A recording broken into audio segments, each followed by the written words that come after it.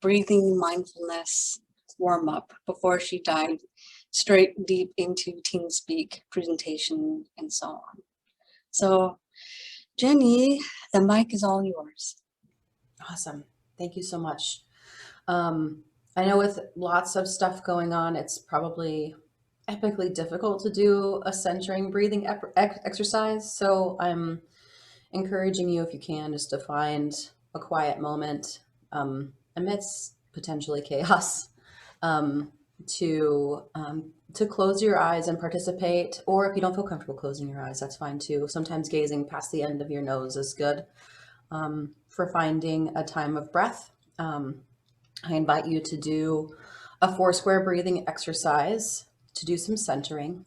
So if you are seated, find the top of your sit bones, sitting back in your chair so you are comfortable, and taking a moment to remember where your diaphragm is and being able to think about what air might feel like expanding outwards and not raising your shoulders up, but just pushing your belly outwards and expanding your rib cage.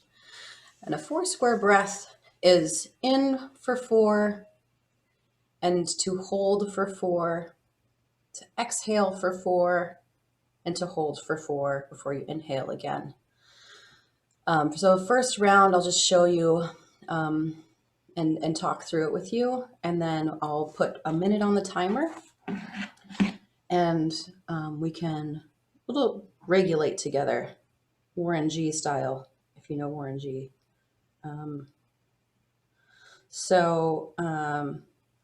Inhaling, if you find like just a regular breath, and when you get to the bottom of that breath, inhaling slowly in through the nose, holding the top for 1, 2, 3, 4.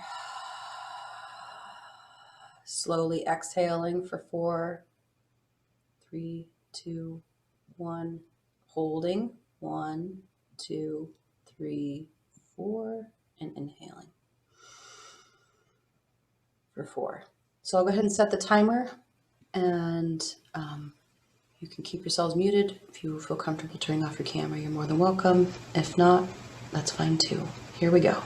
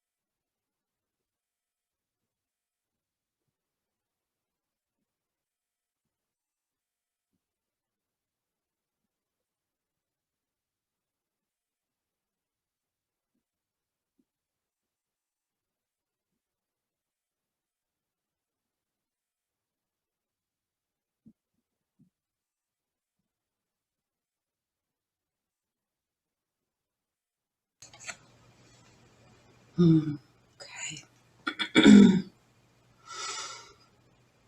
Thank you very much for taking a moment to do some centering breath with us. How many of you find benefit in taking time to just focus on breath?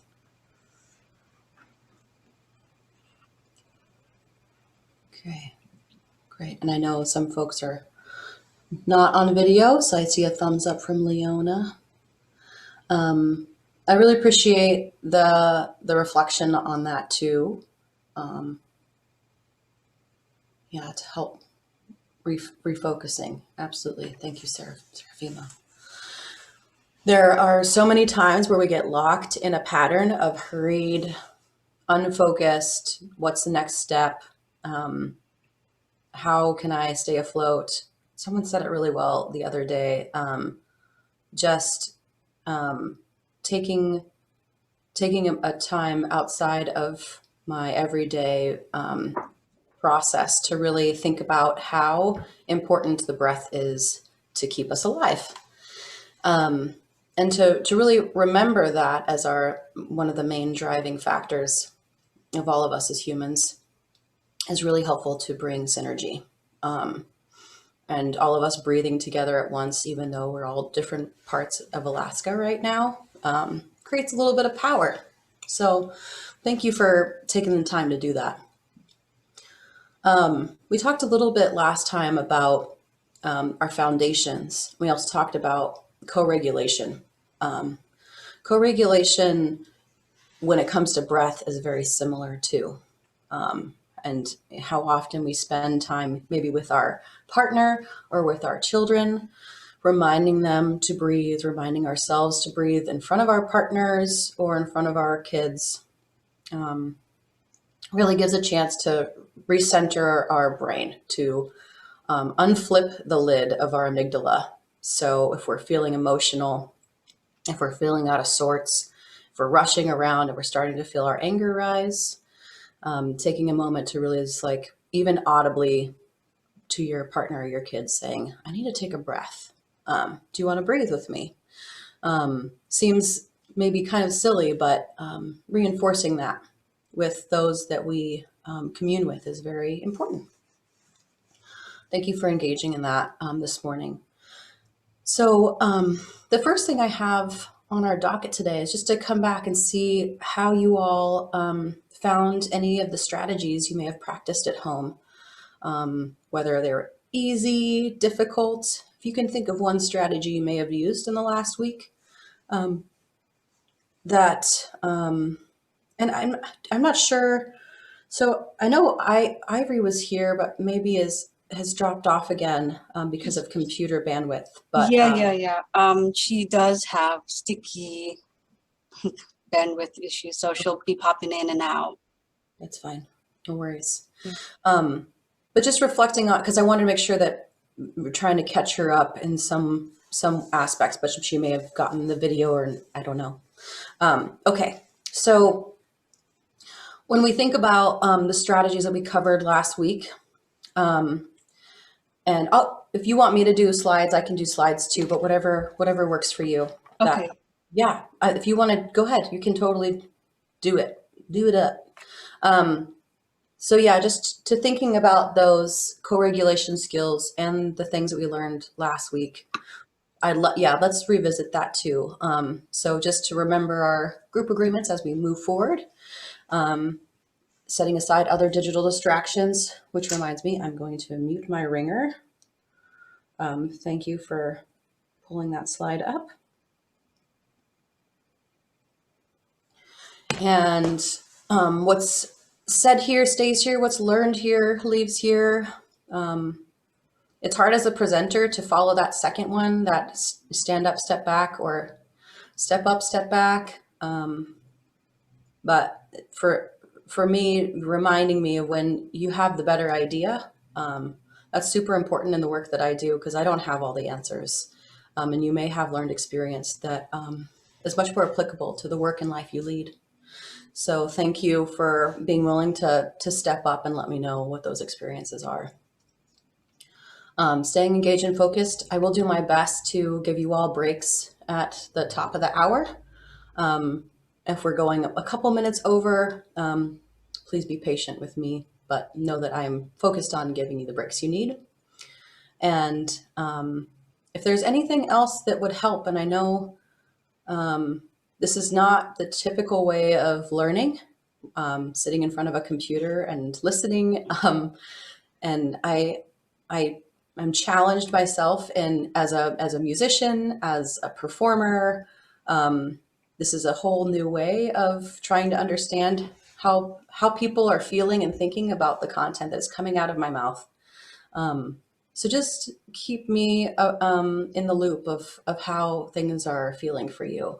Those reaction buttons are really helpful.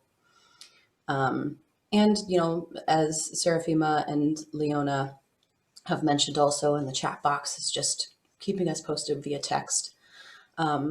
Outside of these sessions, if you have questions about the content, you feel they could be better delivered for you in some way, please let me know. Okay. Next. So yeah, back to strategies. What strategies have you tried and how have they gone? Does anyone want to start by sharing? We can popcorn it as soon as someone's done. You can either call on someone or we can, to keep the flow going, if we could call on somebody after you're done sharing. Failure is accepted too. So if you tried something and it didn't work, we can talk through that too. Or not, I know people don't like the word failure, but if you tried something and it didn't work for you, let us know. Then want to start?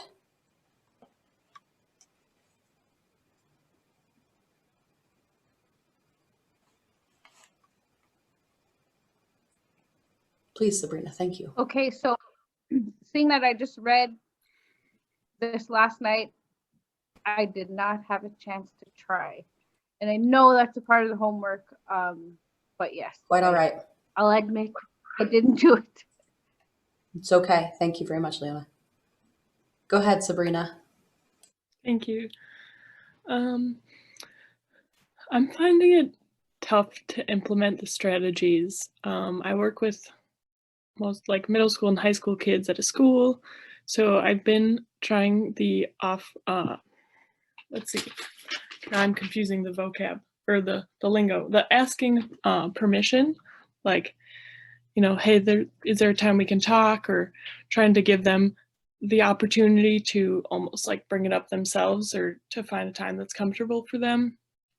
And that's seeming to go pretty good. That's really the only one I've felt good about trying so far, but I'm happy about incorporating that into my communication so far. So the asking permission was for you? Okay. Yeah. Okay, we're going to come back to that. But the rest of the strategies were good. So like a list of concerns and that kind of thing. I guess I'm really mostly thinking about, I implemented the asking permission, and that's the one I focused on trying to implement. Okay, gotcha. Yeah. Okay, and it was challenging. It was challenging, but good. Oh, gotcha. Awesome. Okay. Within that change of approach, would you do something different, or is it something that, even though challenging, may work for you? Yes, I am happy about it, and I do think it is working better than not asking for permission. I think it really starts the conversation off on such a better note if you're able to show them that you value their input. So I'm happy about it. I'm just going to keep working on trying it. Thanks. And I'm going to pop into the chat here because I saw Seraphima. It's okay that you didn't get to practice and there were some computer issues. And I'm not sure if, Seraphima, if you have the opportunity to go back and watch the video, or if we could potentially email it to you or a link to you or something like that. But let me know how are there ways that we can get you caught up a little bit? Actually, let's start here, Seraphima. How's the audio today?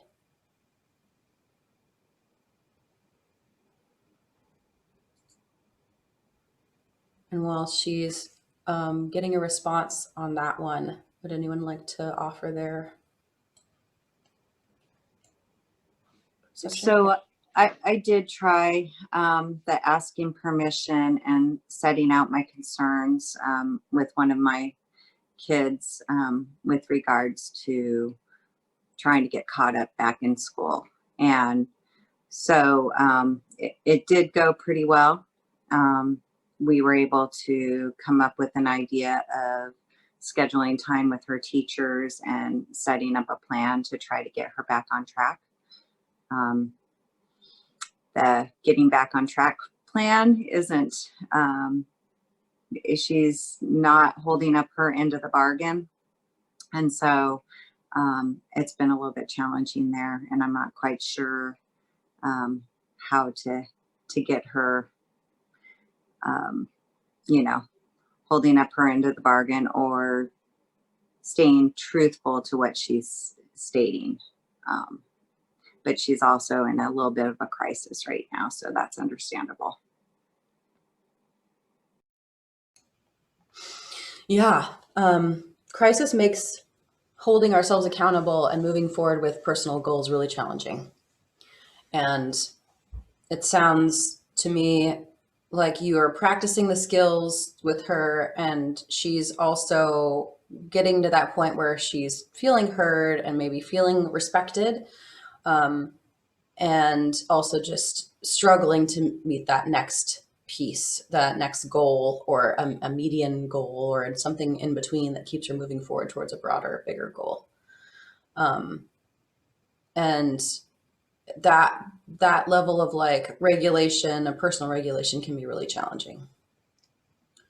And so we were talking about last time this idea of consequences, and that can be, I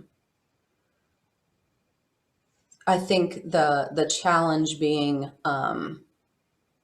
this place of bereavement when you're young. I can share with you, I don't know if you have seen it before, but this idea of grief.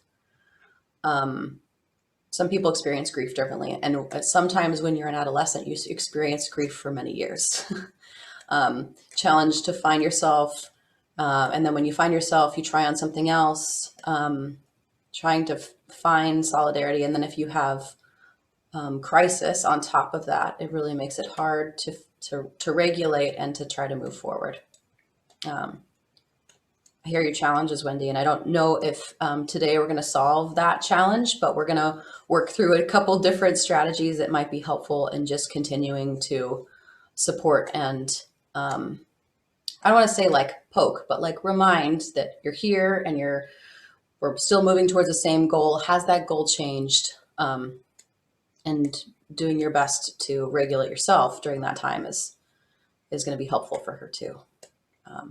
Thank you for sharing. Would anyone else like to, we'll come back to that, Wendy. Would anyone else like to share? I can share. It's like a little bit backwards because what I have to share is,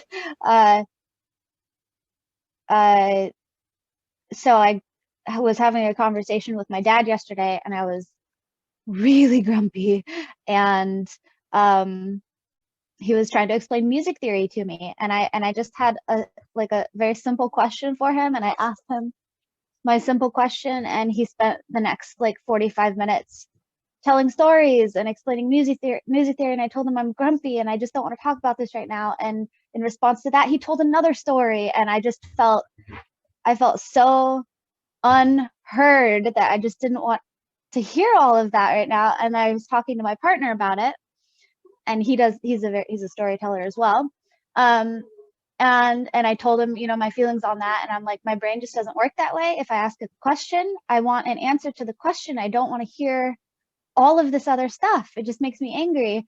And later on in the day, he was explaining something to me about why airplanes can't fly when it's really cold. He was talking about the carburetor, and he stopped himself and he said, do you want a simple explanation, or do you want more detail behind this? Do you want me to keep going? And I was just like, oh, I felt so heard. So I'm saying that just to, I felt what it feels like to be on the receiving end of that, and how amazing it feels, how horrible it feels to have somebody over explain something to you, but then how amazing it feels to have somebody ask permission and ask what they want, what you want from their response. So. Ha! That's great. Without music, it would be flat. Life without music would be flat. For music folks. Nice. Couldn't help it. That's awesome.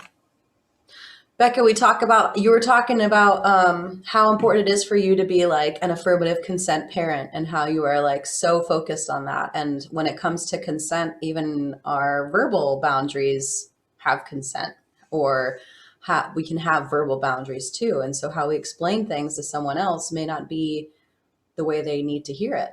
And to check in like that is super helpful. How did he know? How did he know that you needed that? Well, because I told, after I got off the phone with my dad, I was talking to my partner about it, and I was like, I just can't handle these over explanations. Like I feel so frustrated when I ask something and then I get like a long roundabout, like anecdotal, like most of the time I can tune it out, I said, but sometimes when I'm grumpy, I'm just like, I get angry. And he listened to that. He heard that, and he put it into practice, which is, it's like so interesting seeing it like on somebody else, because now I'm thinking about like, in what ways do I respond to people in my own thing where I think I'm saying what they want to hear, but maybe I'm not hearing what they're asking, because I'm sure that I do it too. So that's the hard part, right? It's easy to see when somebody else is doing something that's bothering you, but and my partner and I have the communication skills to identify that and work that out. But like when talking to another person where you maybe don't have that rapport, or they don't feel comfortable telling you like, hey, what you're saying right now isn't working for me. Like, how do I identify, what other people need in conversation from me? That's where I'm stuck. Yeah. And it sometimes, and I said this, there was a really great, and I'm admitting some personal items here, but there was something that our counselor that gave my husband and I when we are in conflict. And sometimes conflict can be simple and sometimes conflict can be extreme. So there are these like conversational cards that are about either I'm sorry or I'm hurt. And so when we feel that way, we set up internal like expectations, but if we're not explaining them outwards, then someone will keep doing the same thing, hoping they get a new result. And so during that time to be able to say like, I'm sorry that I said such and such thing that was heartless. It's really hard to admit when we have done something wrong, when we get a result that we're not intending. And then to be able to say, what is it about, I'm not sure how I could have done that differently. Maybe next time I could just say, what is it that you need in this place? What is it that you need in this moment? So I make sure that before I even give you advice, how is it that you want to receive this information? And I think that's the challenge, is that sometimes we feel like we need to know all the answers, and the majority of the time we don't know. So it's good to ask. Absolutely. That reminds me of something that I read in a book about emotional intelligence, like teaching children emotional intelligence. And it was, and it kind of reminds me, actually, this last step is come up with a list of solutions. But the important thing that they put in there was to have the other person be part of the solution. So like ask them like, what do you think would help solve this problem? Because a lot of the time, they might have an idea, or they might have some insight, some personal insight on what would help. And so instead of coming up with like, here's what you can do, it's like, what do you think would work for you? Because a lot of times you don't ask that. Like you're just like, here, let me fix it. Here's a list for you. Instead of being like, when somebody turns it around on me and they're like, well, what do you think would help you feel better? I'm like, oh, well. Great question. Awesome. Any other challenges or strategies that were used that seemed easy or difficult? Anyone else want to share?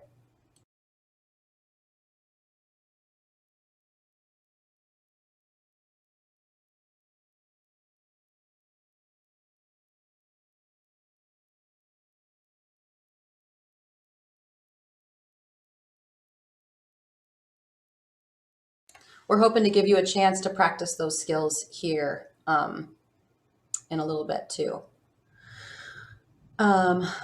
Laura, anything for you or anyone else?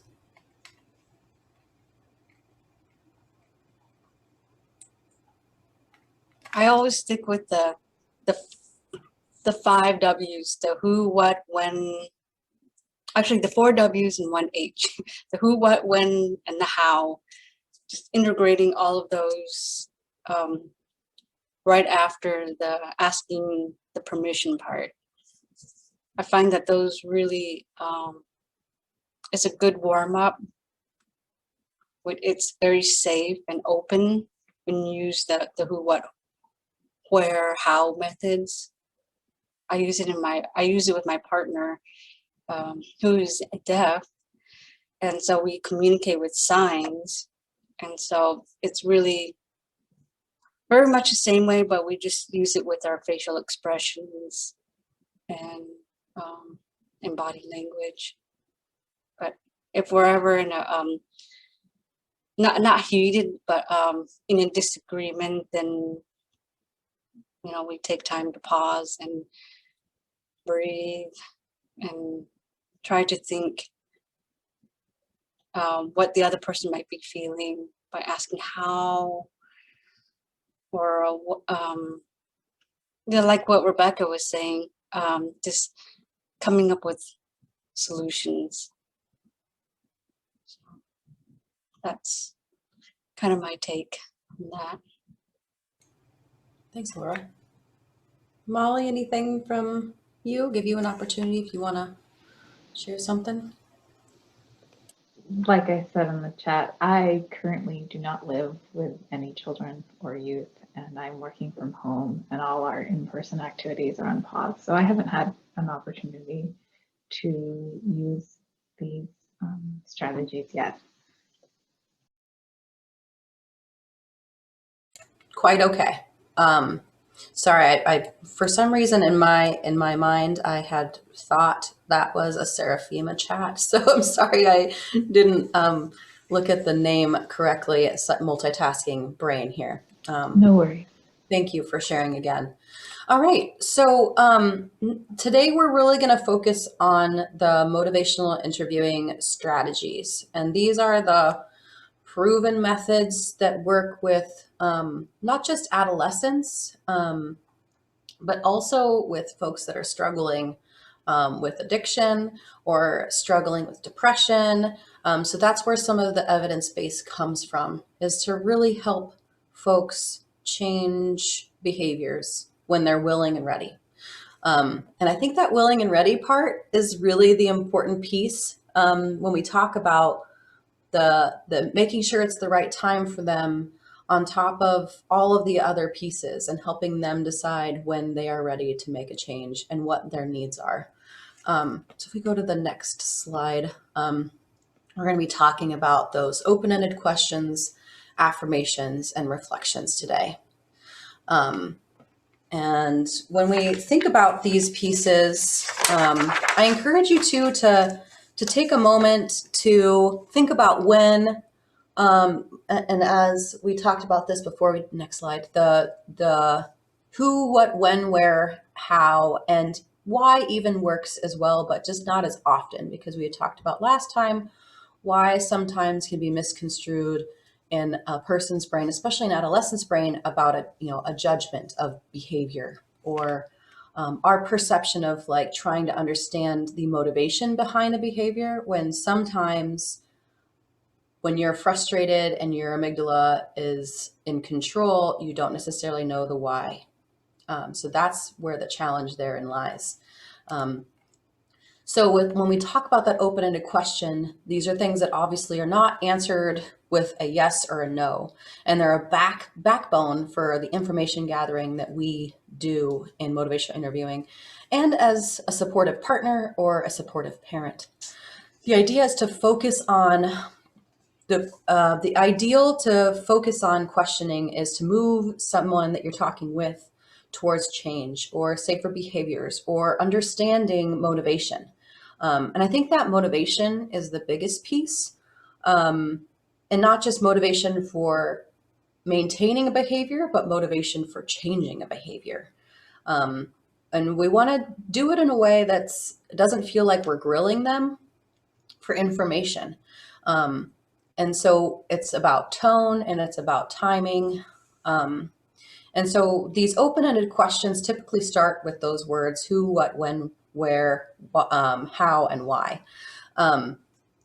And The why questions are open, but they can have those, like I said, those overtones of potential criticism. So sometimes it's helpful to start a why question with "help me understand," or "given what you told me," or something like that that leads into not just the why in the beginning, so that it's a soft landing.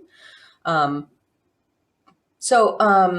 anyone want to practice that of like reframing a why question without a sarcastic tone? Or actually, let's do sarcastic tone first. That's always fun. So I could say like, why would you put dirty dishes in the sink next to clean dishes that I just put, like in the drying rack? Super simple. How did that sound to you? Not very nice. Not very nice. How could I say that differently, Sabrina? Would you like to give a better example? Let's see. Okay, you said, why would you put dirty dishes in the sink next to the clean dishes, right? Right.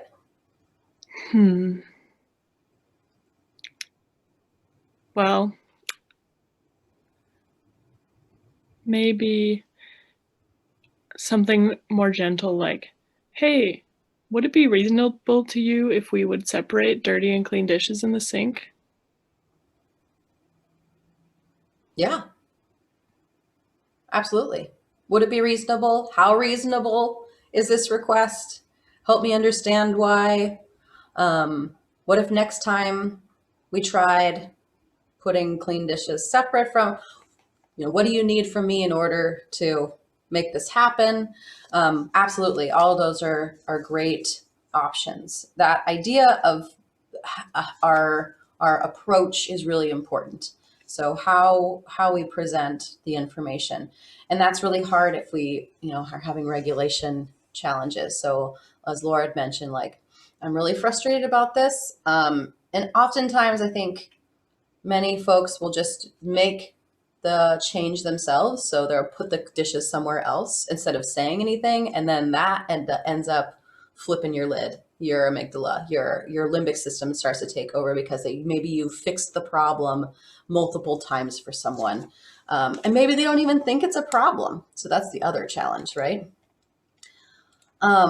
Okay, so when we're thinking about this, the way the question is actually in this way, the question is actually a statement with less judgment. So when we have that, it's extremely important that we're authentic, and our tone of voice and our body language is key. So we can say that, help me understand why have you decided to put dirty dishes next to clean dishes. So it is a statement, but it lends them an opportunity to really give more detail. You can also change the why questions usually with what. So if it can pull out why and put what in instead. What would that sound like?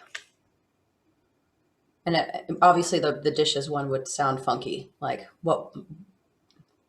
Like, what are your reasons for putting clean Yeah. dishes next to dirty dishes? Yeah, or like what would it take for you to put the dirty dishes in the dishwasher? Or if you don't have a dishwasher, what would it take for you to rinse off and clean your own dish and put it next to the clean dishes? Yeah, so that's a challenging one.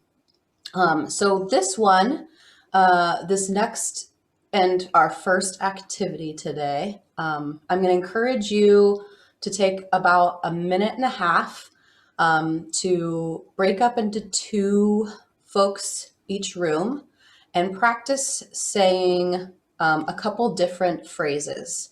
And we'll go ahead and broadcast those as soon as you get into partners. So the first one we're going to broadcast is, how was your day? And then you're just going to ask each other, how was your day? And then after each partner goes, so it'll be about 3 minutes total in the first one, then we'll broadcast a second message. And we'll let you know when we're about to broadcast the second message, okay? And then when we come back, we'll debrief. And I'm not going to tell you the second one because it might give it away. But if you can take a second. So the first one will be, how was your day? And then after 3 minutes, we'll broadcast a second message. Does that work for everyone? Can we break folks up into partners? Do you need my assistance with that, Laura?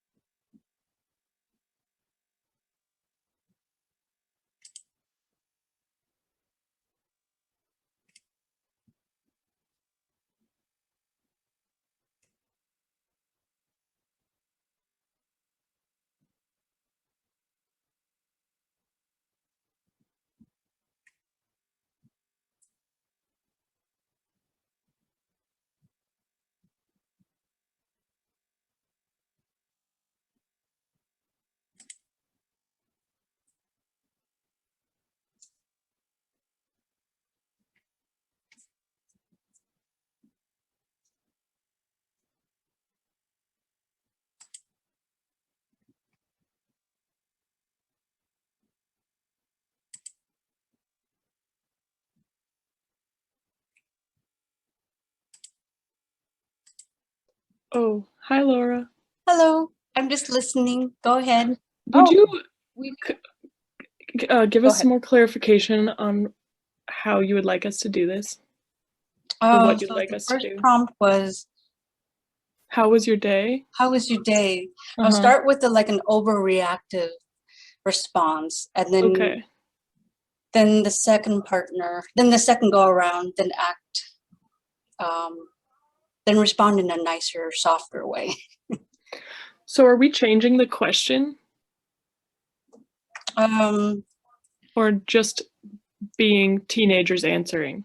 well, each of you will take turns being the teenager. So one of Okay. you will be the teenager, the other one will be the staff.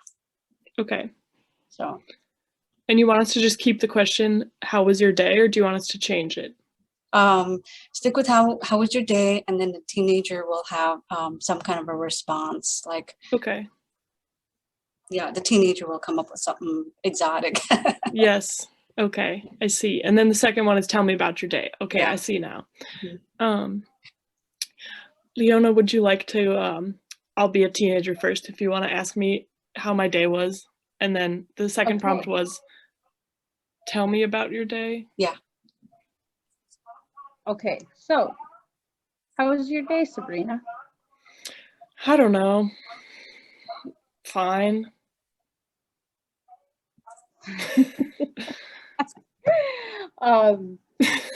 Okay, I kind of get.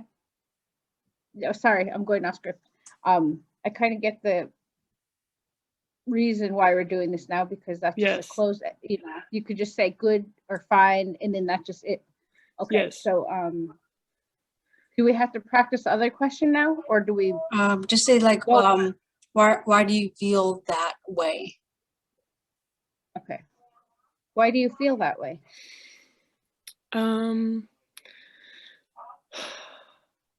Today was boring and I don't really want to talk about it. I was just gonna say, can you tell me more about that?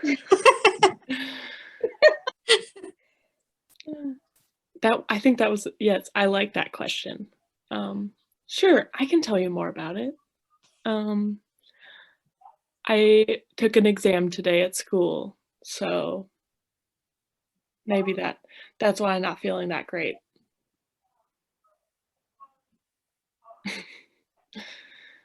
I'm thinking, sorry. How do you feel like you did on your test? That's a closed-ended question, sorry. Good job catching yourself. Yes, This is tough. It is really tough. it is. I like the beginning of tell me, or, tell me about how your exam went, or tell me about how your day was. I guess being the Yeah. receiving end, it's easier for me to see what I want to get asked, but when I'm asking it, I kind of freeze up and get confused. Yes. You're doing a Yes. good job. Okay, did I just ask you something, or do you have to ask me? We have 95. I will ask you if you want to Okay. switch. Yes. So first I'll ask you, Leona, how was your day? Boring.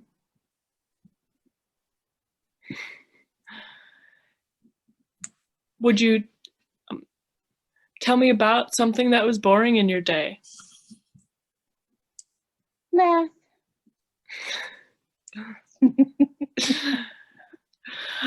Good job being a teenager. I know. I have one. Why was your day boring? I didn't do good in math today. It was hard. What? I need to think before I talk. Was there something in particular that was frustrating about math?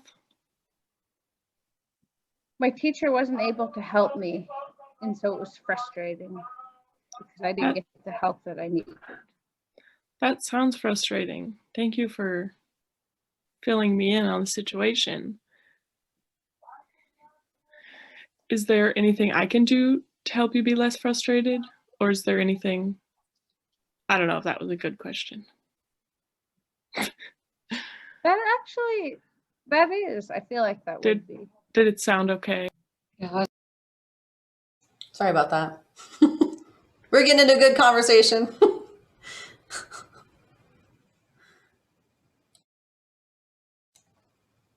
Awesome. We're waiting for people coming back here. All right.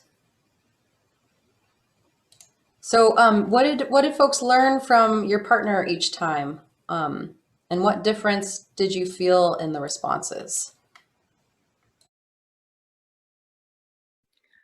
The open-ended questions are just wildly better. From pretending to be receiving, or being the teenager receiving that question, the difference between the two prompts you said were very obvious to me. Thanks, Sabrina. Others want to share? I agree. As I was saying the questions, I realized that they were closed-ended questions. And so like as soon as it came out of my mouth, I'm like, because then she could just say like good or fine, So I like that practice. It's a lot harder than it seems it would be. But now I'm starting to see it. And then she switched. She didn't have much time though. But even though I was the teenager and I was trying to just say good or, just give her one answer, she was able to turn it around to where I had to talk more. So she did really good. Sabrina was my partner. Thanks, Leona.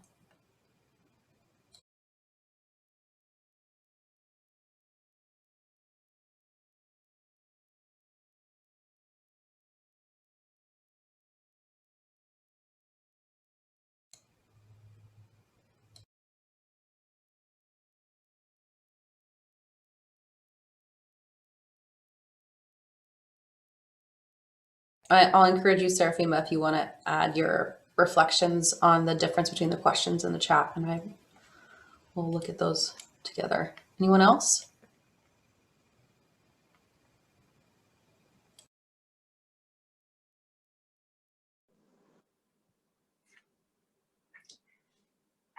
Well, I think that Molly and I did it a little bit more involved in that, even though we, the first question was, how was your day?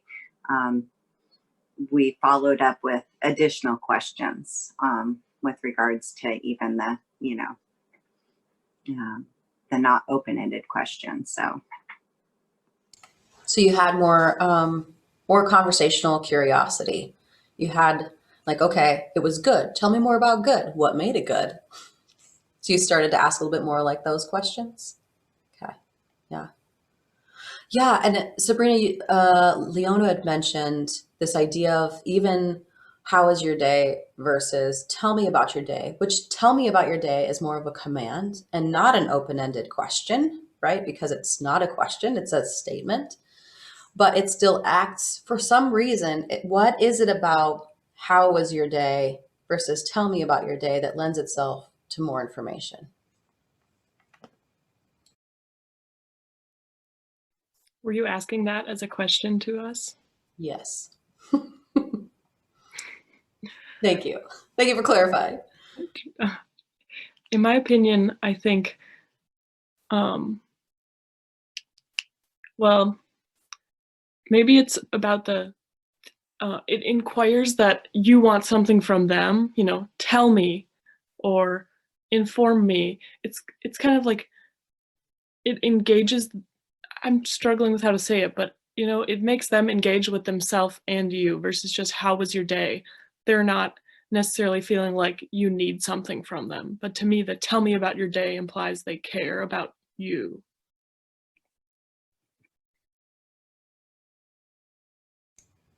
Awesome. And Seraphima says, I think just asking someone how they are makes them feel like they're important some way. I know what you were talking about too. Yeah. Anyone else want to share before we move forward? So sometimes, and we talked a little bit about this, sometimes open-ended questions can elicit 1 or 2 word responses from teens. So more fully open questions or statements that kind of get you thinking about not just they want a 1-word answer because they feel like they have to ask, but more like looking for details. So questions like that we had on the slide before, like what do you think about, or tell me about, or how do you decide when to, when it's time for you to go outside? Like, how do you know, help me understand what you do to take care of yourself when you're feeling down, when you're feeling depressed. Some of those things are, eliciting for more information. And be careful not to fall back on using one of these questions repeatedly, the starters. So tell me about, so it sounds like we get stuck in these ruts of like, that feels comfortable to me, but really doing your due diligence to think about other ways to start those questions. Teens and our people know when the conversation sounds gimmicky or like they're being tricked when you use the same opening. So tell me about this, tell me about that. So this idea of key questions to help you moving towards like helping someone plan a behavior, then we can look at page 32 in the workbook. I'm going to pull that up real quick. Jenny, I just want to chime in. Yeah, please. So this is Laura. You can also use the rose, thorn, and bud as a warm up as well. Share what was something positive, or share what was your highlight of the day, or tell me something that was funny. I use that all the time with my partner, and he's 40, so you can use it with your 3-year-old, your teenager, anybody really. Just very fun to get engaged in that conversation. So. Yeah. So, and you don't necessarily even have to call it rose, thorn, and bud. You can say, what was something that was really hard for you today? Yeah. Being the thorn.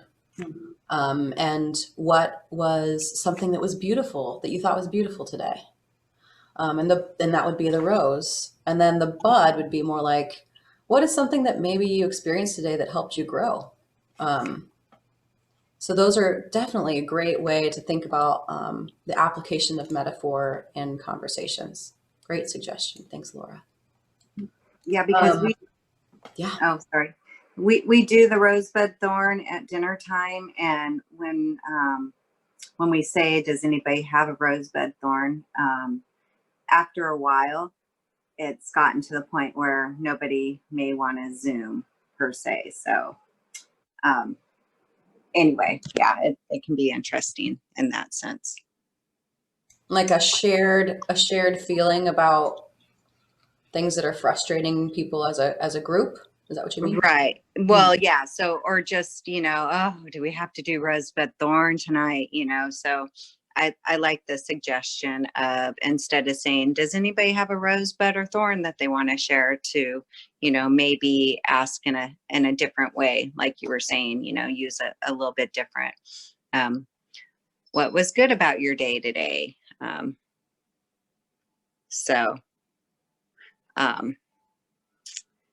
Anyway, yeah. Sorry, my nanny's texting me, and whenever my nanny texts, I have to, make sure I know what's going on. So, Great. Thanks for checking in. It's all good. yeah, thank you. So before we get into practicing this a little bit more on page 32, I want to honor our break. So if you would like to take, yourself outside or get up and do a bio break, let's do that. And if we could come back in 5 minutes, I want to honor that time for you. So if we come back at 10:08, that would be super great. How much detail we want, how much do we really want to understand about someone? We like to use that tell me about your day, so that you can have a little bit more detail and have them really you're eliciting a full spectrum of anything that they've interpreted about their day, as opposed to what might seem as you don't really care. And that's why you're asking, how was your day? And that's why we all often get one word answers. The other part we talked about, and folks are going to come back here, I think, too, is this idea behind the way we frame key questions.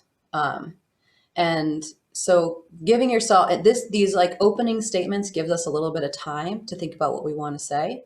But it also is open so that you give them, whoever you're talking with, the opportunity to think about what you're asking them about and their perceptions. So we had a slide that was up that said, what do you think about ... or tell me about ... or how do you decide when to ... or help me understand. Instead of just a closed-ended question that elicits a yes or no answer or a one-word answer. So the next thing we're going to do is look at our workbook. And what did I say? Come back at 10:08? Is that right? Are we ready to go? Okay. All right. So we were in page 32. Thanks, Sabrina. Page 32 of your workbook. And this gives us an opportunity. I'll hide my self view here. Sorry, one second.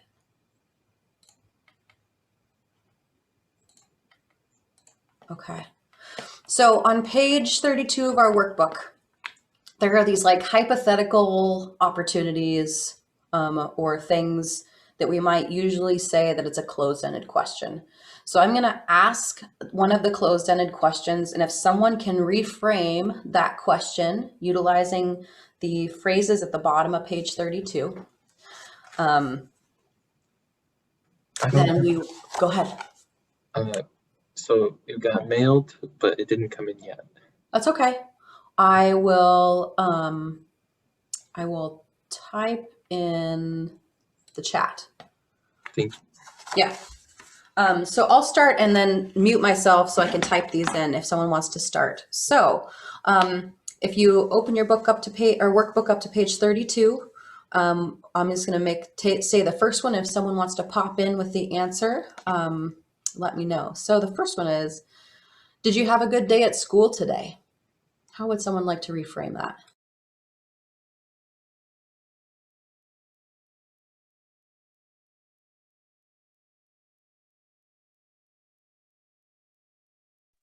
Can you tell me about your day at school today? I don't know if that works. Yeah. So yeah, and what you might get is, yeah, and then they'll tell you about their day, so that when you said, can you tell me about, it's saying, yes, I have the ability to do that, and now I'm going to give you more detail. Absolutely. Next one is, I'm sorry, working on it here, copying and pasting, multitasking, Henrik, 1 second. The next one is, do you have homework? Do you have homework? How could we rephrase that? Jenny, I'm using the chat box and I'm typing away as we speak. Oh, thank you. Perfect. I'm thinking, restating, do you have homework to, what are your plans to do homework tonight? Or something about, yeah, something like that. Absolutely.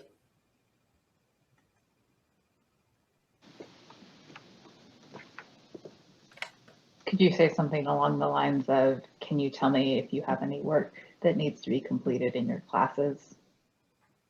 And maybe when that work is due. Absolutely. So you're listening, lots of information there.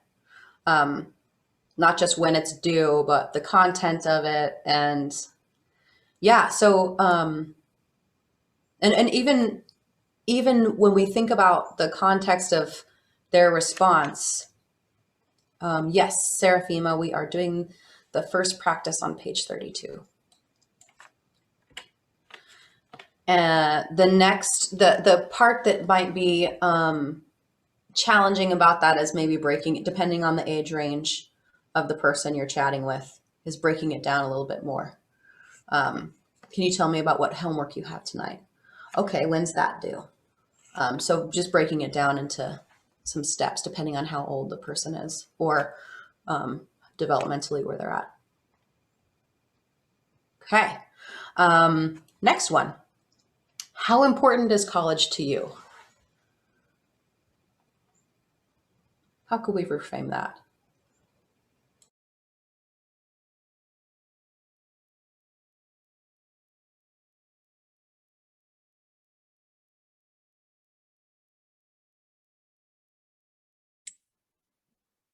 In your eyes, what does college mean to you?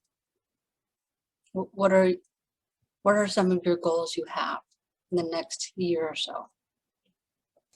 Yeah, and then that makes it not even about college. I like that. So maybe they don't even want to go to college. Maybe they want to be a boat captain.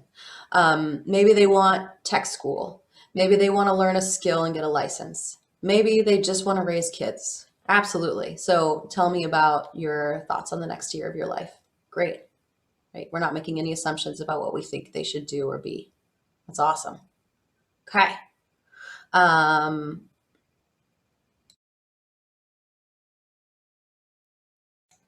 you hanging out with your friends tomorrow after school?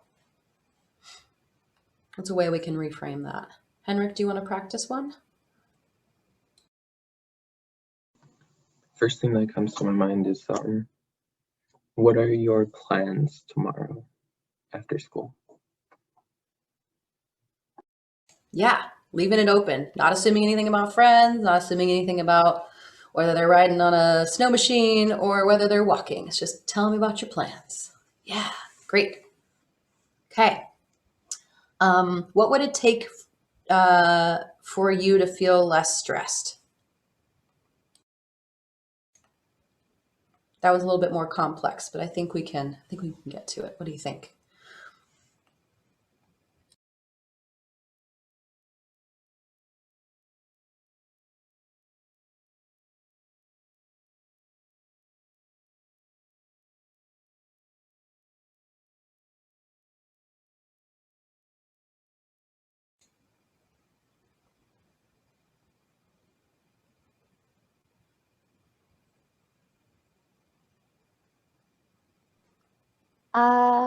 How are you feeling? are you, yeah, how are you feeling? Are you stressed? Yeah, that's what I would start with. Yeah. So getting a little bit more details, and maybe they've already mentioned that they're like, I'm just so stressed out. And to me, it's like, what would it take to to make you feel less stressed is kind of ignoring what is stressing them out. So taking the moment to be like, tell me more about what stresses you out, to really help them walk through that thought process. Because sometimes we talked about it before, that amygdala, you flip your lid, your brain's whacked out on your limbic system and all these emotions. And so maybe they don't know yet what would help them feel less stressed. They've just said like, I'm so stressed. Tell me what it feel like to feel less stressed. Be like, I don't know. I'm just so stressed.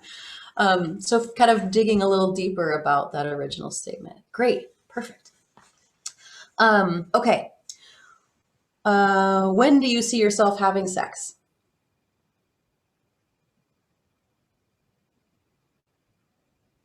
A little bit more of a challenging one. Every day, all the time. What kind of answer are you looking for? Right? So how can we frame that to make it more open? Like, what's the point of that?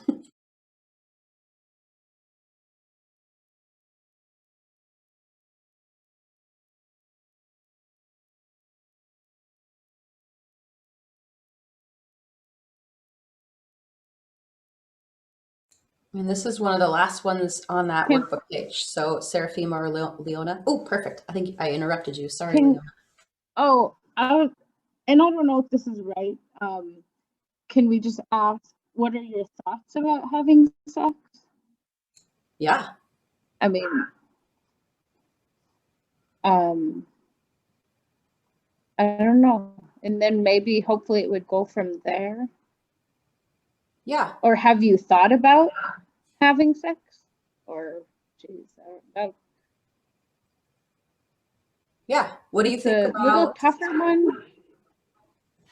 Yes. What about, what about asking, what are your thoughts on making a relationship physical, or like, what are your thoughts because like sexual activity can be lots of different things, and also just like hearing the word sex from your parents is like, ugh, I don't want to talk about it. Cringeworthy. So it's just like, hey, Yes. yeah, I mean, because the relationship can go from like platonic to like holding hands, and like, what are your thoughts on that? Or like, what are your thoughts on touching a butt? Depending on your child's level. But Right. yeah. Exactly. Other examples? I was thinking of a question more similar to that, more broadly about intimacy. Do you have intimacy going on in your life? What kind of intimate relationships are you involved in? Yeah. And if intimacy might be too big, like just basic pleasure. What gives you pleasure in your life? With your friends, with your partner, with your family. So it can not just be about this idea of sex, but really why people engage in sexual activities, because it brings you pleasure. So talking about that, exploring that a little bit more. These are all really great thoughts and approaches. Anyone else feel like they didn't get to practice or want to share? I know Seraphima is challenging via text, but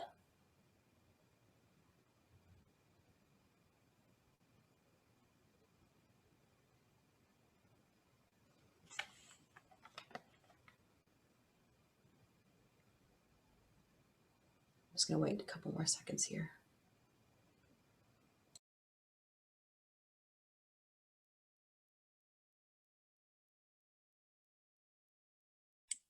I'm curious if Seraphima has an audio setting on her iPad. If you go to the far left corner, bottom corner of your monitor or of your iPad, there's that, the mute microphone symbol, and then you'll see that little caret, and then it says audio setting. I'm curious if you have that on your iPad. Because if you click on audio settings, then you might be able to have microphone and audio control. And she did text something in here. She says, I want to say talk with them and getting stuck there, open-ended talking. So I think that if we want to spend a little bit of time on our next break, maybe working through technical stuff, and then keep moving forward. But if Seraphima, if you want to take a look at some questions on page 32, doesn't have an option to open the mic. Okay. I think that what might be helpful is just thinking about that who, what, when, where, how, and like taking it slowly to make any sort of question open-ended, and then practicing it, and then seeing what works and seeing what gives you details, or seeing what makes your recipient of the question feel more comfortable in offering more information. So I think that's the main kind of approach that's important. You're not going to do it perfect the first time, or maybe next time, or maybe for the next 10 times. And language and conversations rarely are perfect. So you can always say like, I wanted to say that differently, and this is how I wanted to say it. If you think about it later, or like Henrik and I were talking before folks came back on about the whoosh effect. Like, do you want to try to explain that, Henrik? So it's not me telling you over again. Yeah, no problem. So we were talking about if we had any chances to use what we learned the last meeting over Zoom, and I brought up that I did have chances, but I'm looking back on it and I see the chances now, but the whoosh effect happened where like it just went over my head to use these what we learned. I hope I explained that. Yeah. And that sometimes that whoosh effect gets smaller and smaller, and then we're thinking more about it, and then we have examples in our head, and then next time we try it, and then eventually it's not a whoosh, but you're actually engaging in the skills. So that's totally normal. So we talked about firing and wiring. So our brain, no matter what, continues to grow as we learn more information. And sometimes we'll get the firing, but it's not completely, the skill's not there yet. So we'll get like, oh, I should have said this. And then you can come back and say like, hey, well, we were talking yesterday, like, Becca was telling us earlier about like conversations with her partner, and how, storytelling wasn't really working for her, and understanding emotion and understanding a quick answer. And then she told her partner that, and then he's like, oh, so then he tried something different next time. And that's totally cool way to acquire new skills. And that if your partner is accepting of that, or a young person, you're like, hey, can I try that again? How did that feel for you? Are different ways of engaging in those conversations. And then I see that Seraphima was to say, her example was, can it start with, I noticed a change in how you feel. Is it something you want to talk about? Yes, that's a great, I noticed. So you're thinking about that, offering concern. Hey, I noticed a change in how you feel. Is this something that you want to talk with me about, and when would be a good time? So then you're kind of helping identify when would be a good time for them. And if they say no, they don't want to talk about it, then you've lost, that kind of open-ended piece. So maybe saying, when can we talk about this? When would be a good time for you to talk about this? And then it's still an open-ended question. You can identify when they would be comfortable. So great example. I noticed a change in how you feel. When can we talk about this? And if they say, I don't want to talk about this, be like, okay, well, just know I'm concerned. And if you want to come talk to me about it later, I'm open. So sometimes that, forcing a conversation isn't going to be the best thing. So I think establishing that rapport will get you there too. Thank you, Seraphima. I appreciate you taking the time to type in too. All right. So next step is affirmations. You want to pull the slides up again, please, Laura? Thank you.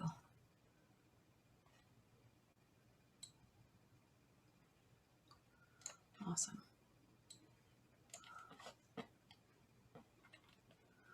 And before we get too far into affirmations, I want to encourage you to pull up your shield of strength.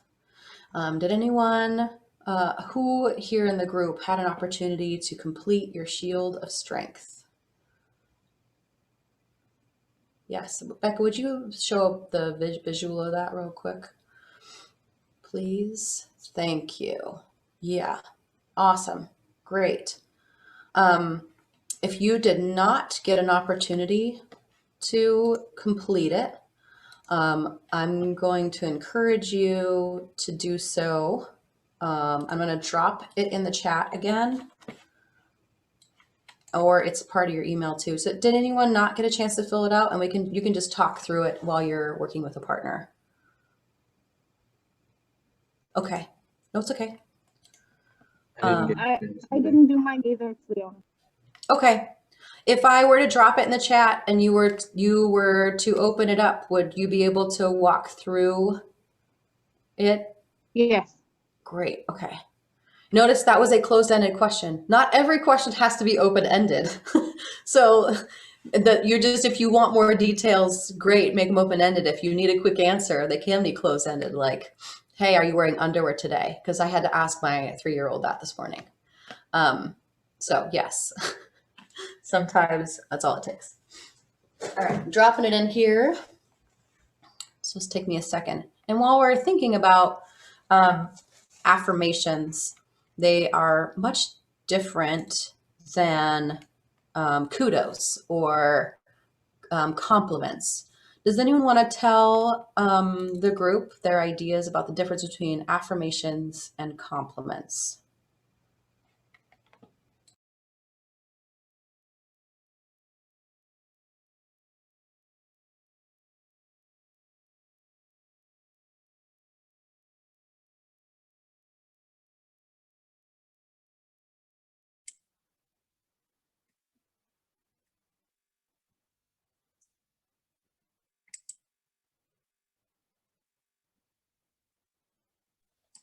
Maybe an affirmation is obviously like affirming something that is known to be true, or maybe that person would know about themselves and would benefit from hearing it reinforced. Whereas a compliment might be just kind of blowing smoke, like coming up with things that, yeah, I don't know about the compliment. That's harder to define. Yes, that's right on target. So oftentimes a compliment is like, you're great, or like a kudo, right? Where you're determining that like something that they did you thought was awesome. And so you're just saying without any detail behind it. So they're like, what did I shot the basket, and like, you're playing great basketball. But what does that really mean? Are they committed to their sport? Do they have a natural talent? Do they take the time to practice? All of those, like, do they really enjoy sports, and that's what makes them feel good about themselves? So finding a little bit more, because what is the intention behind affirmations is that we're trying to identify strengths that help move them towards a better future, or emphasize things that build efficacy, that make them feel stronger, that help them identify parts of their true self, their soul, their spirit, their spark. All of those things are really important as we move forward in life. So within this idea of affirmations, they're statements that recognize and show respect for those strengths, and to help build rapport, for them to see themselves in a more positive light, building self-esteem. They're not meant to be compliments. They're having high self-esteem. Actually, we're looking at scientific responses. High self-esteem leads to safer behaviors. When you have a belief that you're worthy, when you have a belief that you are capable, compassionate, strong, and not just strong in muscles, but like strong in mind and in brain and capacity. And even though it seems that teens love themselves a little too much, maybe like sometimes it's really sometimes a facade, and learning how to feel like where their place is in the world, to be acting as a part until they really find assurance in themselves. So to be effective in affirmations, we have to be genuine and specific and use a target strength or support an effort. Something that is moving them towards a different behavior that's stronger for them. The use of affirmations is to help teens feel, and other folks that we're with feel, that change is possible even when they're facing tons of barriers in their previous efforts and their changes have been unsuccessful. Does that make sense? And we're going to show what that is going to sound like and look like here in just a minute. Thanks, Sabrina. So, and it says here on the slide that like teens live up or down. This is the frustrating part for me, because it's not just teens, it's everyone. People that we're connected to live up and down to our expectations. And if we think that they're never capable of doing the right thing, they will continue to act like they're never capable of doing the right thing until they know they're doing something right. So like, for instance, with the partner, at the end, doing something different, a different approach. And how did that impact the way you feel? Be like, see, that's exactly what I needed. That made me feel really heard. That gave me the information I needed. To be able to say that as that full affirmation. You're giving the information I need, or you're offering me the compassion I really needed. Or even you have, you believe that our communication is very important to a stronger future together, whatever that might be. Just trying to give some examples there. All right, so as we think about the shield of strength, and if you've uploaded onto your computer in front of you, even if you haven't filled it out, we're going to walk through some of these pieces together. And one thing I'm also going to do is add the open-ended questions that I provided in the email to you all. That gives you a little bit more detail, that will give you a little bit more detail. So when you're asking your partner, when you're in your breakout rooms together, these are some of the questions that you can ask when you're talking together to kind of help them think about it. And so if you don't have it printed out in front of you, just thinking about those pieces. And so to take a step back, I'm going to ask you to think about the S of the ORs, summaries. We have open-ended questions, affirmations, reflections, and summaries. And I know we're going a little bit out of order. But what you're going to do in your breakout rooms is to kind of let the person share. And they're going to sit there with their shield, looking at what they wrote about themselves. And you're going to be able to ask, who do you go to for help? Where do you feel like you belong? Those kind of pieces. And then allowing them to respond to the questions as you go through the shield of strength. Mastery. What do you feel like you're really good at? Or what do you really want to be good at? Those are options too, as you go through mastery. With generosity, what do you do to help out at home, in your community, in school, or work? How are you a good partner, a good friend, or a good neighbor? And then independence, how do you make a good decision about something important? And what plans do you have for the future? And then at the end, what I would encourage you to do, and this is the affirmations part. Hi, babe. Is to really practice saying these. Okay, if you want to skip this next slide and go to slide 20, please. Thanks, Laura. So remember that these affirmations, that after you hear these responses to your questions, these affirmations come as you statements, focusing on the strengths of your partner, the effort, the intentions, and they aren't generic. They're observations and things that you have heard and you're directly mirroring them. They're much more powerful than if you were to say, I think you have a plan to go to college. It's not about your perception of them. It's just a direct mirror of what they're saying about themselves.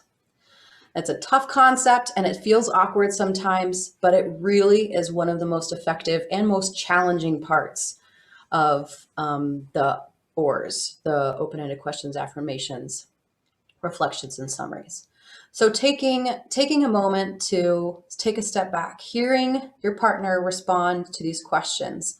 And if you would like to, what would be helpful is to do an affirmation after each quadrant of the Shield of Strength. So if they're answering your questions in mastery, what are you good at? And then they tell you all the things that they're good at, or maybe they don't have things that they're good at, but you're hearing or seeing something in them or something powerful about them, like their spark. Take a chance to say, you have a commitment to helping other people learn. Or you believe that family is one of the most important things in life. Those are kind of direct, those are affirmations reflecting on what, those are affirmations basically that have been determined by what they say about themselves. Does that make sense? Okay, so I'm going to do a quick example. So if we're looking at the Shield of Strength, and folks had did everybody have an opportunity to pull that up for themselves? Okay, great. So this idea of quadrants. So if I were to say around independence, and I were to say, like, someone were to say, like, I'm sorry. Yes, awesome. Thank you, Serafima. How do you make a decision about something important? And what plans do you have for the future? Usually when I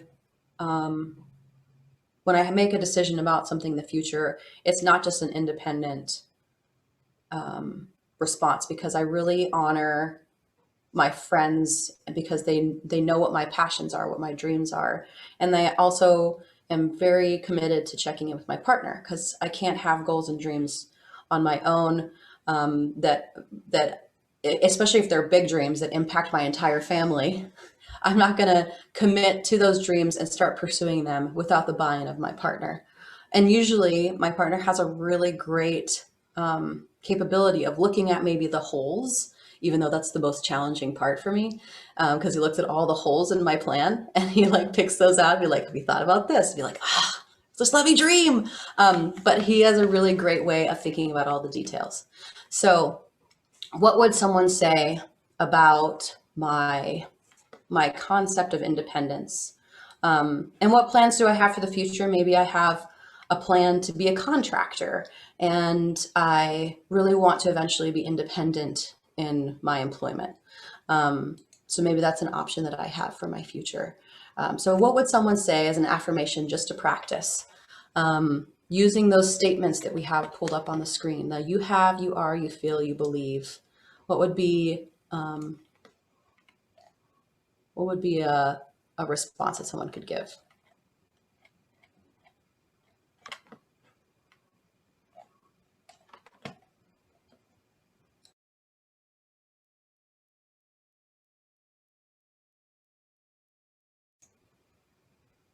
Laura, I'm going to put you on the spot.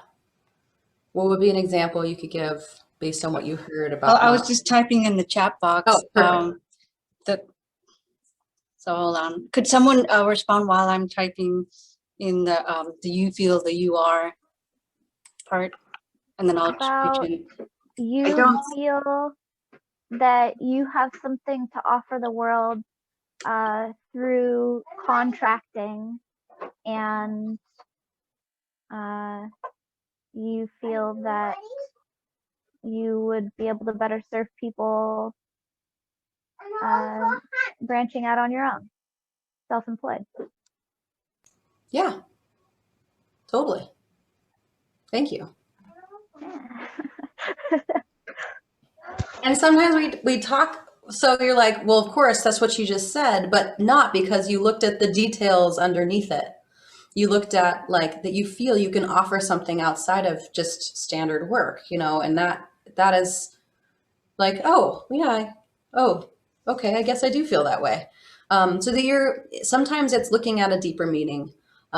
If someone's, you know, says that they're really good at multiple sports, be like, well, that's to me, it sounds like you are, or not even to me, it sounds like, sorry, I just broke my own rules.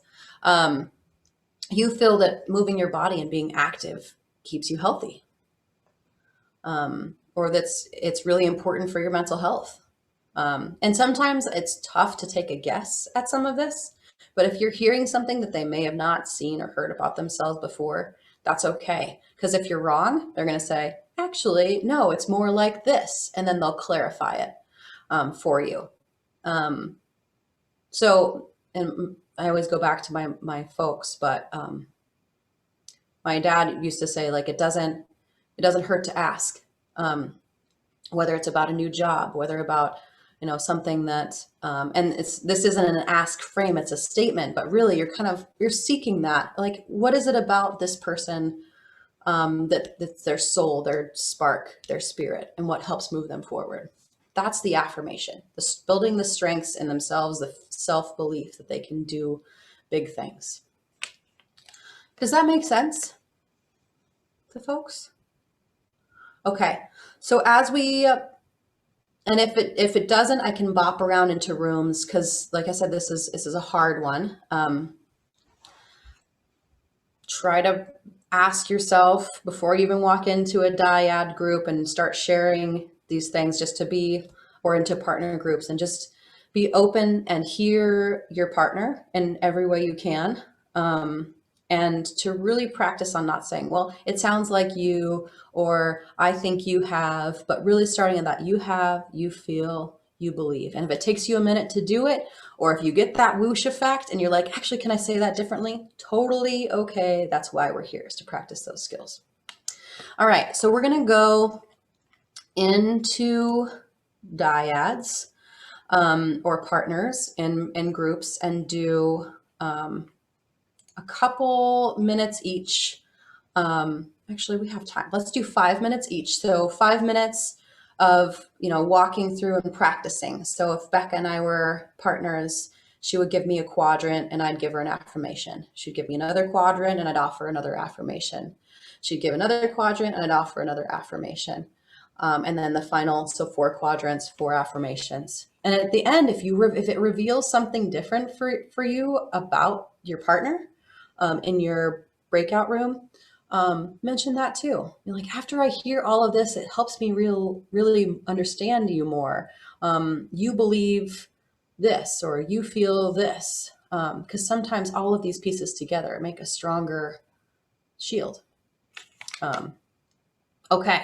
And if you weren't here before for the instructions of the shield of strength before, this part is really about learning to practice, you know, trying to change them. And so if you can find the strengths in who our people are, and really build on those, that is what is going to move them towards change, because they're going to see their strengths and know and start to recognize, like when you're stuck in your limbic brain and feeling worthless and feeling unempowered and feeling like you can't do anything right, it's hard to see other areas where you can improve.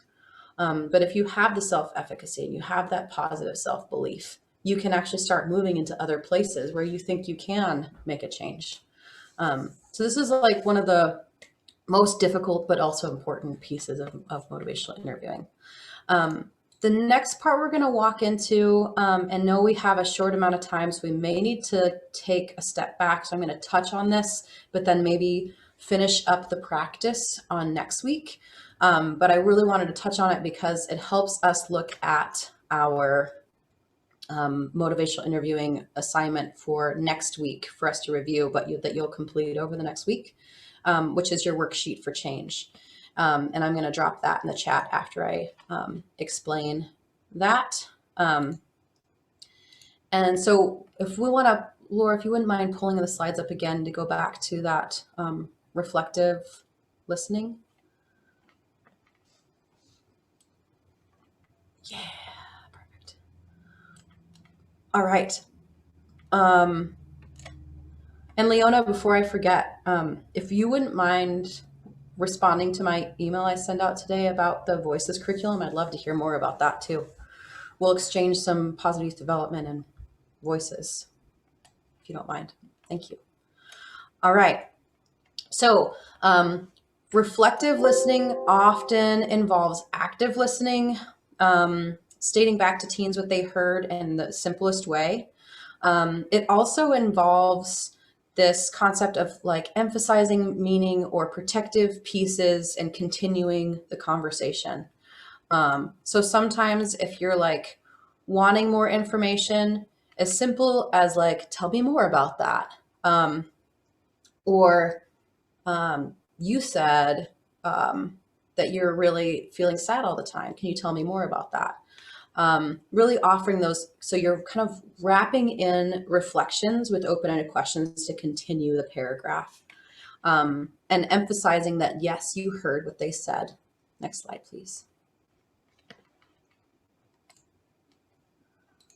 Awesome. So within teens sometimes we take selfies, right? A reflection of ourselves, and who we would like to become.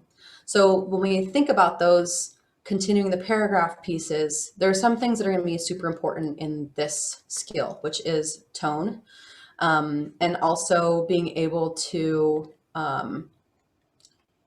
make sure to avoid inflections that are questioning what you just said. So do you know what I'm talking about? Or you know what I'm talking about.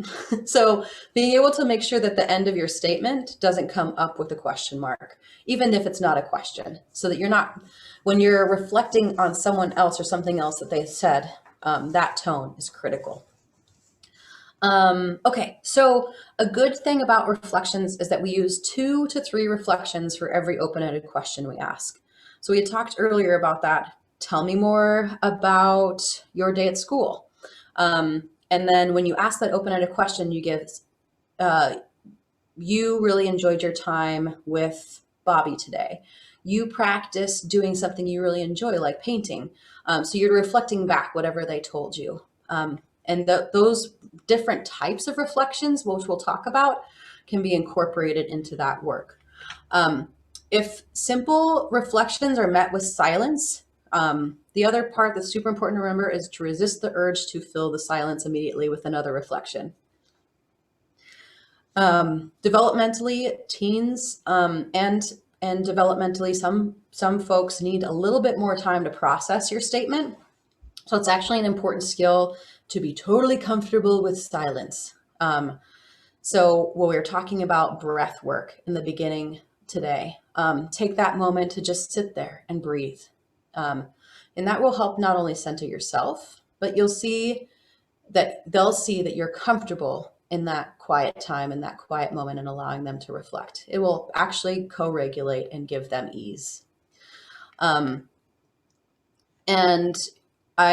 if you ever get into a conversation too, where you want to time how long it takes, we're talking about like 10 to 20 seconds, 20 to 30, depending on how long, and kind of go about it in a scientific way. If you're not getting responses at 5 seconds, take a few more breaths and let it go for 10 seconds, let it go for 20.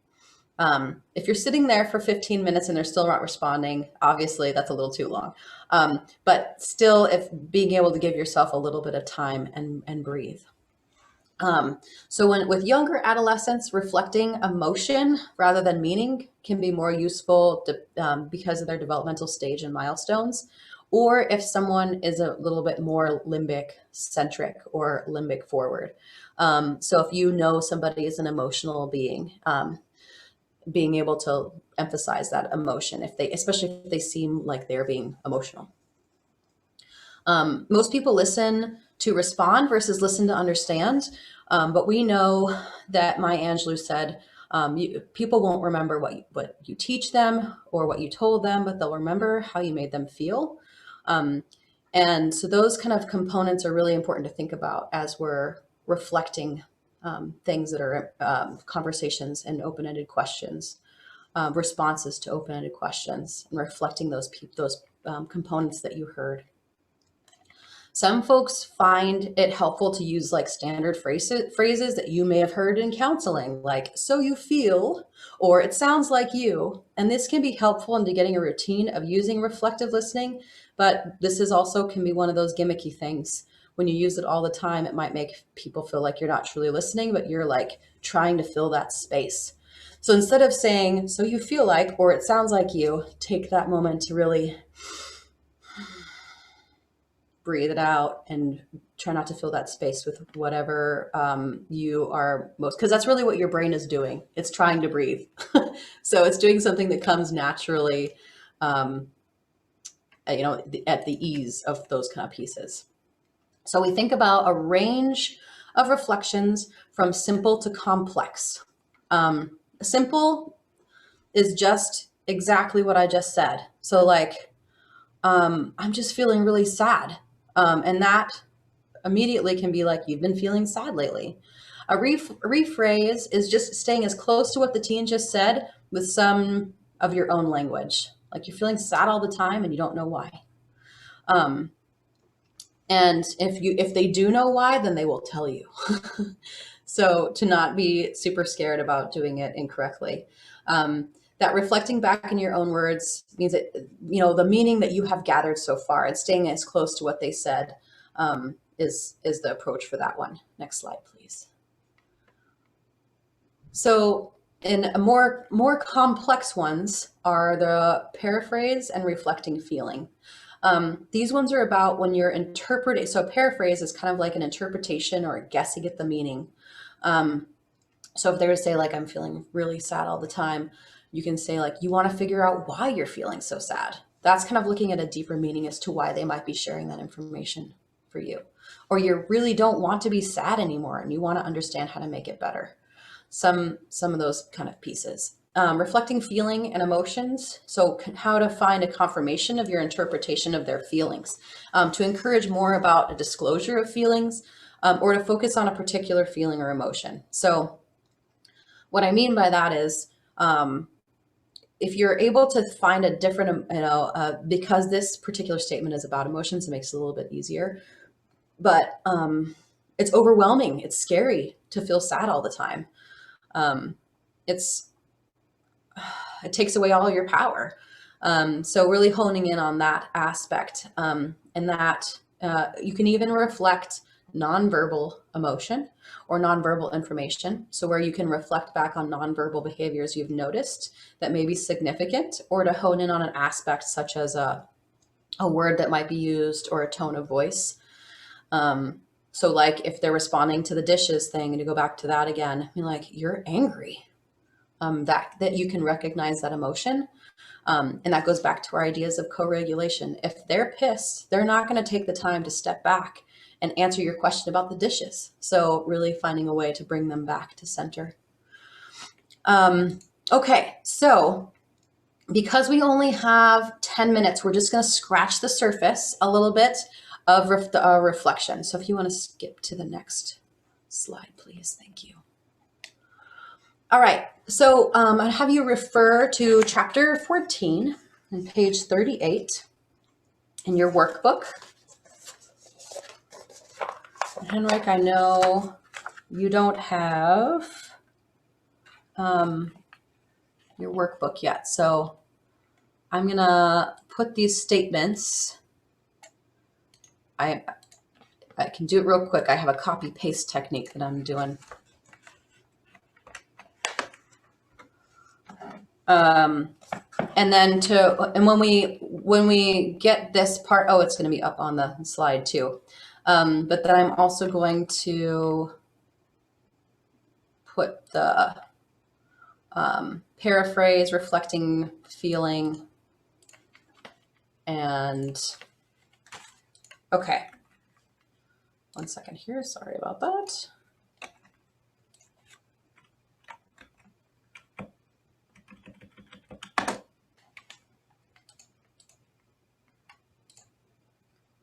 All right. Oh, technology.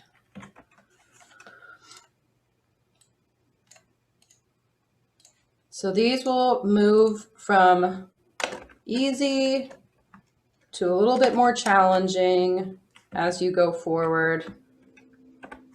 And that's okay. And remembering too that like, if you do hear things that are affirmation worthy, that's a reflection. Feel free to throw an affirmation in there. 2 to 3 per open-ended question. Okay.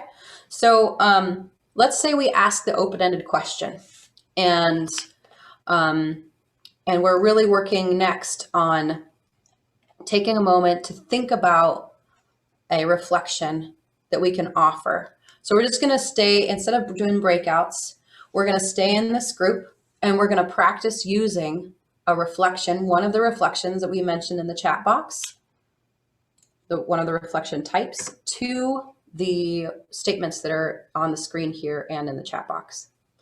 So I'll go ahead and say one, and then someone can offer their perception on one, or their statement back using one of the reflection types. Does that make sense for directions? And we're only going to do a few, and then we'll come back next week and try some more. Okay, great.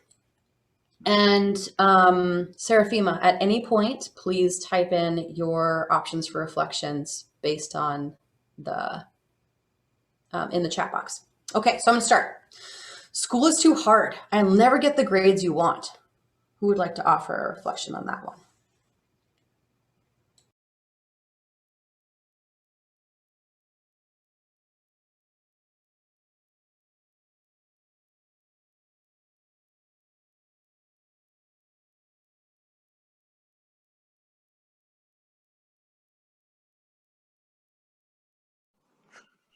You're feel- worried that, oh, okay, sorry. You go, Wendy. Go, Wendy. You feel that school is challenging right now. Yeah, it's really hard. And even no matter how hard I try, I still won't be able to do as good as you want me to.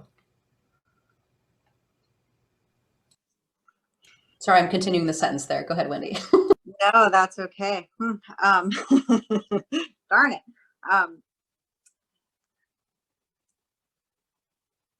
You feel like no matter how hard you try, it won't be good enough for me. Beautiful. Yes. Yeah, and that's a hard thing to say and to hear, I know, but what's getting at what they ended with. School is really hard, and so maybe it's about adjusting, feelings or adjusting expectations, or really trying to help them get to the grades that they want to have for themselves. Or maybe if grades aren't important, finding another way to like get them to move towards and motivate towards something that they feel is important. And that's a really hard thing for us as especially like westernized folks, of like maybe school isn't as important to them right now, and finding what is important to them right now, and then school will come if they want school. And that's the really hard part, is that it's not always as palatable as we want.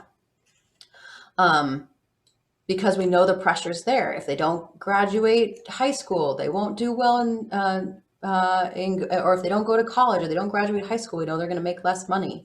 And so thinking about what that means for them and what that means for their future, and just having those conversations. Because part of that is like your expectations might be that you really want them to do well and you're concerned about their future. And so sharing that emotion too, and allowing that conversation to go back and forth.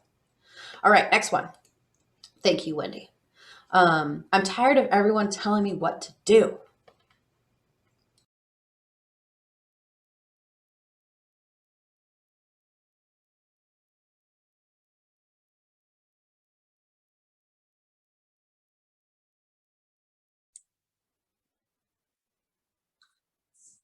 So Jenny, you're tired of everyone telling you what to do. What could we do as a friend to help you feel more comfortable? How's that? Great. So what the only part that I would say is that the end of your The end of your reflection had a little bit of an upward tone, like you were asking it in question. Oh, So just saying okay. it's like, you're tired of everyone. So Jenny, you're tired of everyone telling you what to do. What can we do to help you feel more, or, you know, going back to that other part. So making sure that you get that statement, which was a simple reflection, and then moving on to your open-ended question. That was great. Okay. Couple more. Got time for a couple more here. I am not a kid.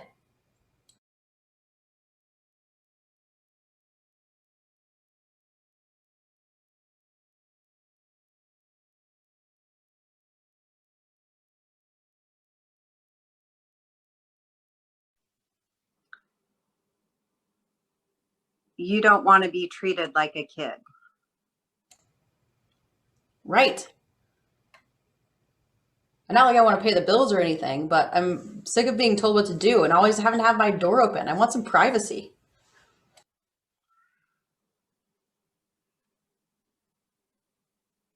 Awesome. Okay. One more here, and then we'll debrief. I'm sick of you being on my back all the time about how I eat. Who would like to? Is anyone that has not shared yet?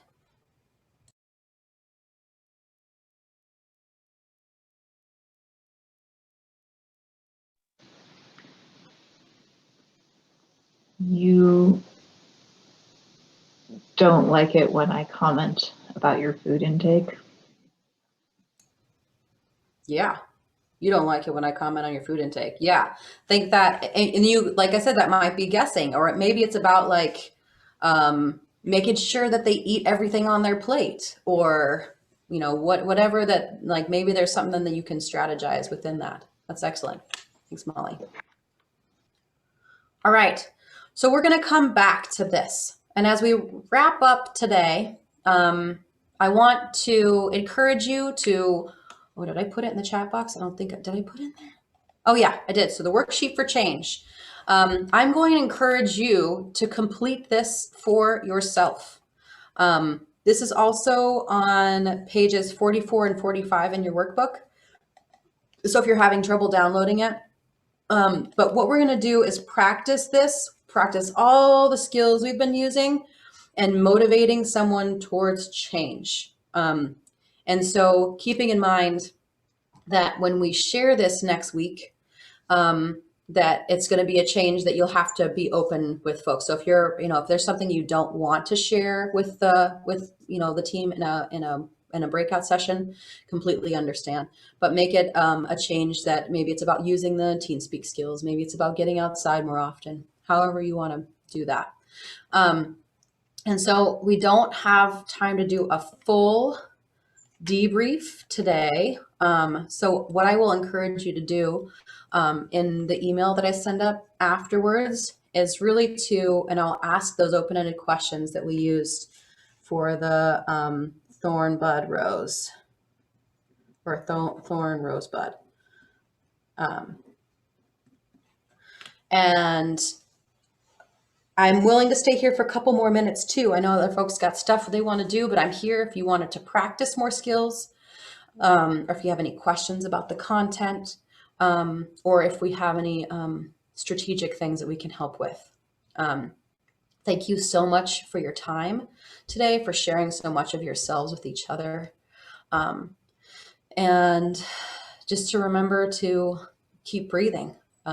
Thank you for continuing to show up for yourselves and for the people around you. This is really hard and great work. Thank you, Wendy. Yeah. So have a wonderful rest of your week. It might be a long weekend for some of you, so I hope you all get to take care of yourselves and your people. Okay. Thank you. Thank you. Breathe. Dance away. Yes. Bye, Leona. Thank you. Take care, Leona. I couldn't help it, but I had to just show you this.